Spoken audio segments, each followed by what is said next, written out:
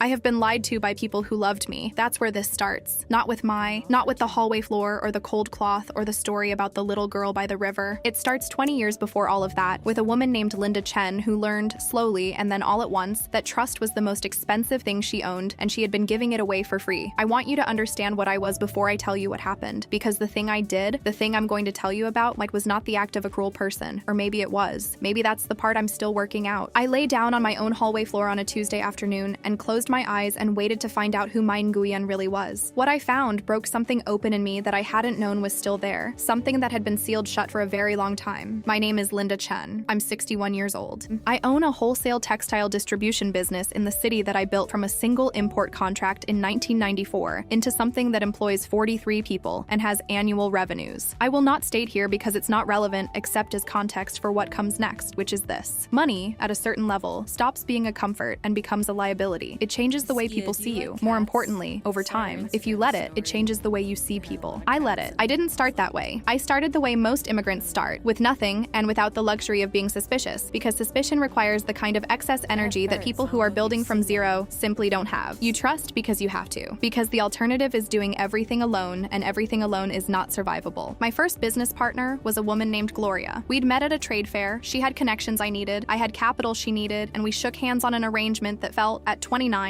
like the foundation of something real. For 4 years, it was real. Then the business grew large enough to be worth something, and Gloria restructured it with a lawyer I hadn't met and documents I hadn't reviewed, and walked away with 60% of what I had built while I was managing a supplier crisis in Guangzhou and not watching the domestic accounts. I came back to an office that was half empty and a business partner who had moved on. She sent a card, handwritten, "I hope you understand. Business is business." I rebuilt, alone, carefully. My accountant, a man named Robert, who I had considered a friend for 7 years, was skimming from the operating expenses in amounts small enough that my regular reviews missed them and large enough that, when a forensic audit finally surfaced them, the total came to $94,000 over 4 years. He had attended my mother's funeral. He had sat in the front row and cried in a way that I now understand differently. A friend, a genuine friend, or so I'd believed, a woman I'd known since college, borrowed $30,000 during a difficult period and paid it back in installments until the installments simply stopped. And when I asked about it, she told me matter-of-factly that she felt the debt had been sufficiently repaid given everything she'd done for me over the years. And she listed those things, and none of them amounted to $30,000 by any reasonable accounting. Each time I rebuilt. Each time I scaled back. I renovated my house, a large, beautiful house in a neighborhood I'd chosen because the neighbors kept to themselves. And I hired a property management firm to handle my rentals, so I didn't have to deal with tenants directly. And I structured my business with enough layers between me and the people managing it that no single person could ever do again what Gloria had done. I became, if I'm being precise about it, someone who treated human beings the way I treated financial instruments, with analysis, with arm's length assessment, with the constant low-grade assumption that somewhere in the structure was a vulnerability I hadn't found yet. I wasn't unhappy exactly, I was just finished with being surprised. Mein Nguyen came to work for me through an agency, a household staffing agency that I'd used before, that had provided 2 previous housekeepers who I'd let go, one for minor theft and one simply because her presence made me uneasy in a way I couldn't articulate and had learned not to ignore. She arrived on a Monday morning at 8 a.m., carrying a canvas bag and wearing a gray cardigan that was slightly too big for her. She was 44 years old according to her file, though she looked younger, small, quiet in the way that suggested it was her natural state rather than nervousness, though I was watching for nervousness and cataloged its absence as data. She looked at the floor when I spoke to her for the first few weeks. I told myself that was something to watch. She cleaned meticulously, not performatively, not the way someone cleans when they want you to notice how well they're cleaning, but with the steady, invisible thoroughness of someone for whom doing things properly is not a strategy, but a habit. The house was cleaner than it had been since I'd moved in. Things were organized in ways I hadn't asked for that turned out to be exactly how I would have organized them if I'd thought about it. I told myself that was something to watch too. Somebody who wanted access would learn your preferences. She made tea at 3 p.m. without being asked, because she had noticed somehow that I was invariably in my office at 3 p.m. and that I invariably wanted tea. She left it outside my door on a small tray. She never knocked. She seemed to understand without being told that my office was my space and that entering it required an invitation I had not extended. I watched from my desk camera. I had a security system with cameras in the common areas. Nothing illegal, disclosed to all household staff as she moved through the house, quietly, carefully. Not opening drawers she hadn't been asked to open. Not lingering in rooms unnecessarily. Not using her phone except on breaks, and even then briefly. Nothing that Robert and Gloria and my college friend hadn't also done, I reminded myself. They had all been careful and quiet and apparently trustworthy right up until they weren't. I read Mai's file again, multiple times. I called the previous employers the agency listed, 2 of them, both of whom spoke about her with the specific warmth of people who are sorry she'd moved on. She became part of our family, the first one said, a retired professor's wife in her 70s. I noted that and stayed suspicious of it. If you have any concerns, said the second, a businesswoman not unlike me, I'd be surprised. I've never had anyone like her. I noted that and stayed suspicious of it too. The thing that I had learned across 20 years of being taken by people I trusted was that the best ones were the ones you didn't see coming, the obvious suspects you managed. It was the seamless ones, the ones who became part of your family, the ones who you'd never had anyone like. Those were the ones who destroyed you when they finally moved. I needed to know, really know. So I made a plan. I am a person who has done a lot of things I'm not proud of in the service of protecting myself. I've been cold when I should have been warm. I've fired people for intuitions I couldn't justify. I've ended friendships over suspicions that I now understand were projections. I have, in short, spent 20 years making the people who meant no harm pay for the damage done by the ones who did. I know that now. I didn't know it. On the Tuesday afternoon, I walked to the center of the hallway, positioned myself on the tile with the particular calculation of someone who wanted a fall to look natural, and let myself go down. I was 61 years old, and I had been tested so many times, and I had so much to lose that it did not feel like cruelty. I told myself it was smart. I hit the floor, controlled enough not to actually hurt myself, which required some concentration. I went still. I steadied my breathing to something shallow and irregular. I closed my eyes. Come on, I thought. Show me. Mai's footsteps stopped. She was in the kitchen. I had timed it. 2:47 p.m. She'd be doing the afternoon clean of the kitchen surfaces before starting dinner prep. She'd have heard me fall. The hallway was 20 feet from the kitchen doorway. Silence. 4 seconds. 5. She's thinking, I thought. She's making the calculation.